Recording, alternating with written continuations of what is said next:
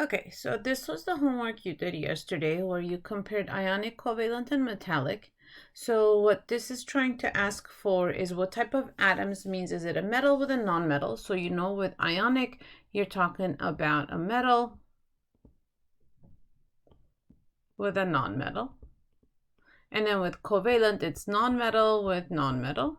And metallic is just metal. Bond formation in the case of ionic is transfer. Covalent is sharing, and then this is sea of electrons. And those sea of electrons are delocalized. Delocalized. That just means all of them are sharing them. Type of structure in an ionic is crystal lattice.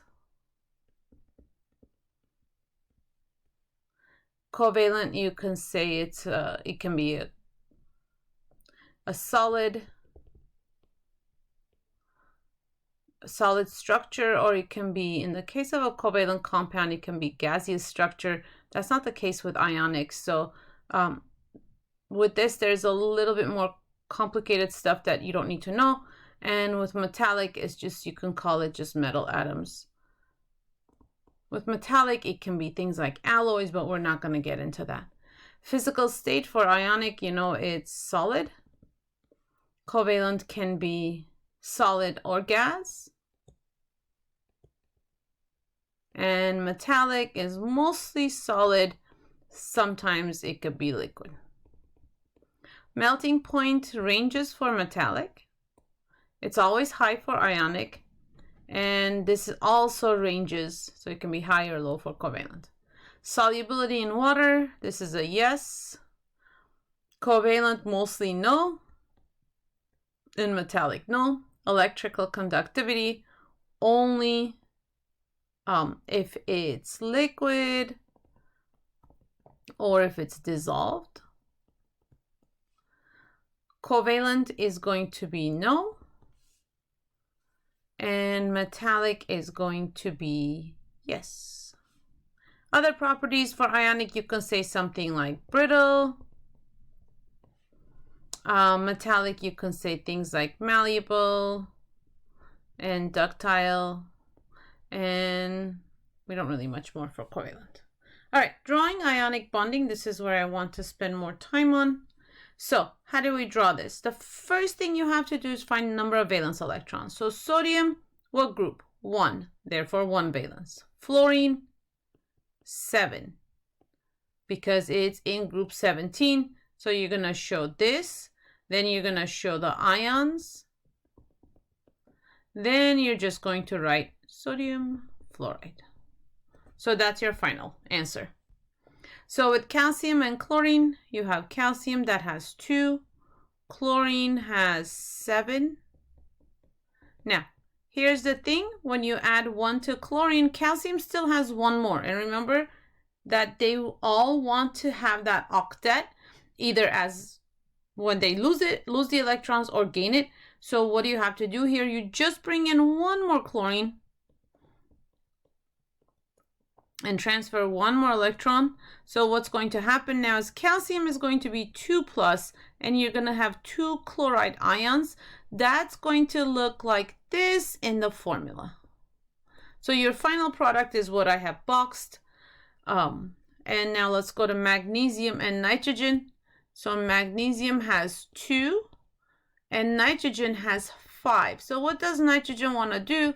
Since nitrogen is a nonmetal, it is going to want to gain electrons, and it's going to want to gain 3 electrons. So magnesium will give 2, but there's still a spot here for nitrogen to take 1 more. So you bring 1 more magnesium in, you transfer 1 more there. Well, okay, now magnesium is not satisfied with its octet. So 1 more nitrogen. That's not enough for nitrogen. So you bring 1 more magnesium. So now you have 3 magnesiums, right? Magnesium, all of them are 2+. You have 2 nitrides. We call it nitride when nitrogen becomes a negative. So the negative ions will always get the "ide" ending at the end, like oxide, nitride, chloride, and so on. So this is going to be 3-. So basically you have magnesium, these have to be now subscripts, 3, and then nitrogen is 2. So your final formula is magnesium 3, nitrogen 2. Why? Because you had to have 3 magnesiums give electrons to 2 nitrogens for all of them to satisfy their octet and end up with a neutral compound, so that's magnesium nitride. And then with LiS, it's going to be 2 lithiums because sulfur requires 2, so it's going to look like this at the end. And aluminum is going to be very much like the one we just did with magnesium and nitride because aluminum also has 3 valence, so it's going to be Al2O3. Okay, so that's your homework assignment. That was from Wednesday the 9th. And so now we're going to start with Lewis structures. So the first thing we're going to talk about is the rules for Lewis structure. So there are rules we have to follow in order to draw Lewis structure. Now, Lewis structure is basically a covalent compound that we're drawing. So it is a molecular compound. It's all the bonds are going to be sharing, and you're going to see this with non-metals. So you don't see any metals with this kind of compound because metals are not involved in covalent bonding. So first, you have to count the total number of valence electrons. So that's the first thing. How do you know number of valence electrons? You know that from the group number it's in, right? If an element is in group 1, it has 1 valence. Group 2, it has 2 valence. Groups 13 through 18 is 3 through 8. So group 13 has 3 valence, 14 has 4, 15 has 5, 16 6, 17 7, and 18 8. And again, group 18, noble gases, right? They're also not involved in bonding. So this is really for mostly group 14 through 17 that you see this kind of bonding with, because again, they're all nonmetals there and they have number of valence electrons. When they come together, it's easier to share than to gain or lose. So first you count number of electrons, then you write the skeletal structure. That just means arrangement of atoms within the molecule, and we'll do a few examples in a minute. Then we draw a bond. A bond is a line. Okay, so when we draw this one line between elements, like let's say if I have hydrogen bonded to another hydrogen, I draw a line. This line represents 2 electrons, so that means an electron here, an electron here. It shares it, and instead of drawing the electrons, the dot formula, we're gonna do the line so that it makes it easier and less messy. Then we place lone pairs. What does it mean for a pair of electrons to be lone? That means they're not shared in bonding, so there are sometimes valence electrons that are left over that are still there because they're still the valence electrons. However, they're not used in bonding. And then if they're more than 1, we'll show. There are a few exceptions to the octet rule we're not going to worry about. And then there are cases where there's double or triple bonds, and I'll show you most of the compounds that most of the elements that like the double or triple bond, as you can see here, is carbon, nitrogen, oxygen, phosphorus, and sulfur. So these can sometimes, if they need to, will multiple bond. Fluorine and chlorine will never multiple bond. They just don't have the room around their in their valence shells and in their energy levels in order to ever multiple bond. Okay, sometimes you just can't complete the octet, and so there is sometimes an odd number. We're not going to have too many of those. When there is an exception, I'll actually let you know that there is an exception. All right, so now let's try a few where we know how to draw the Lewis structure. So we're going to get the compound, so the compound will be given to us. So let's start with something like carbon tetrafluoride. Okay, so carbon and 4 fluorine. So first, remember, rule number 1 says that you have to go ahead and count all your valence electrons. So let's count them.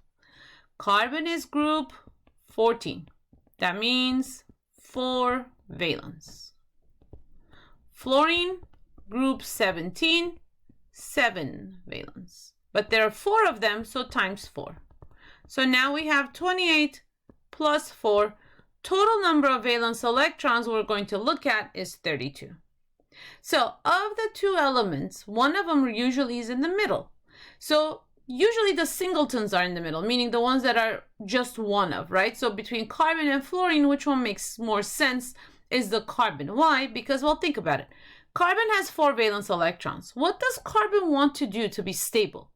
It wants to gain or lose 4. Well, that's way too much work to gain or lose 4. So what does it want to do? It wants to go ahead and share 4. If it can just make 4 bonds, it has 4 of its own, 4 it'll share, and it'll reach that octet. So carbon goes in the middle, and we're going to now draw lines. These lines represent 4 bonds.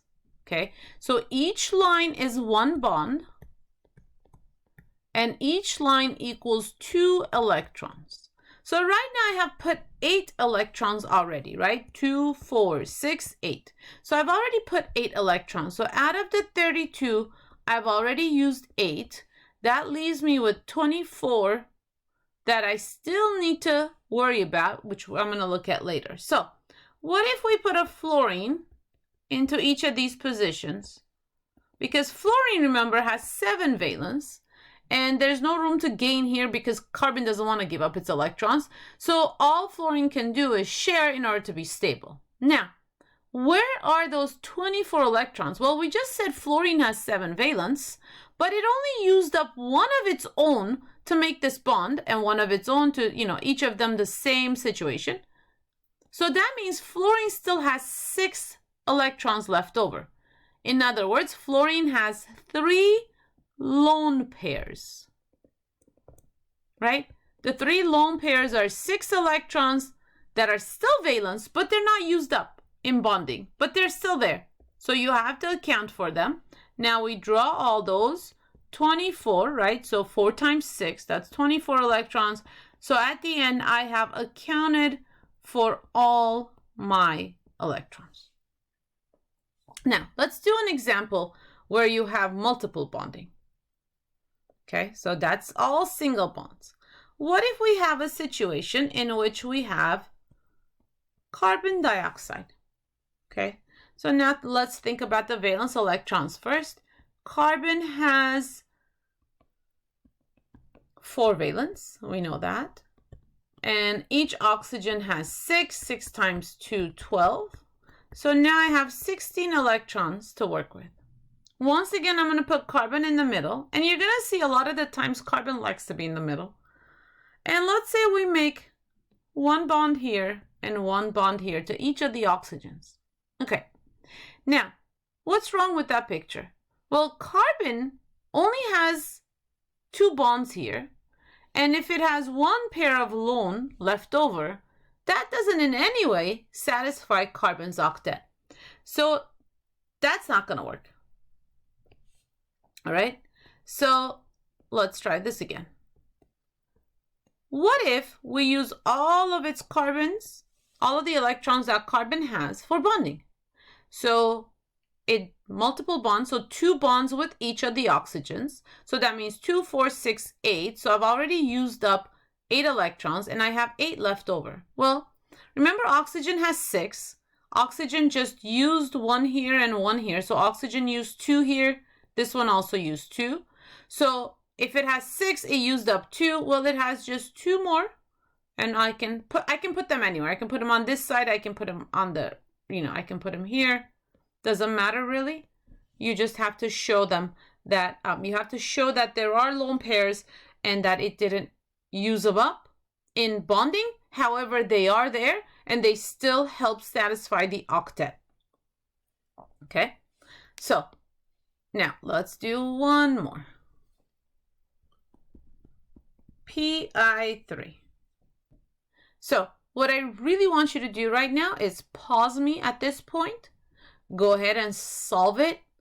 It shouldn't take you more than a minute or two.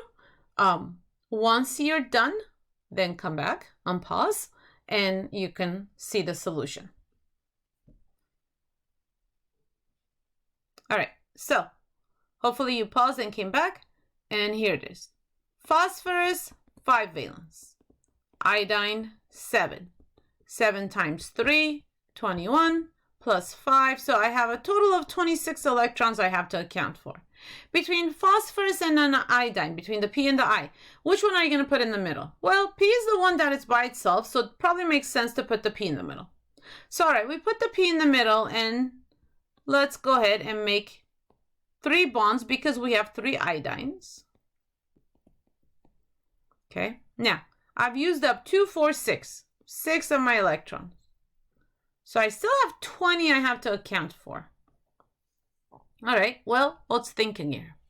Phosphorus has 5 valence. We just used up 3. 1, 2, 3. So it has 1 pair left over.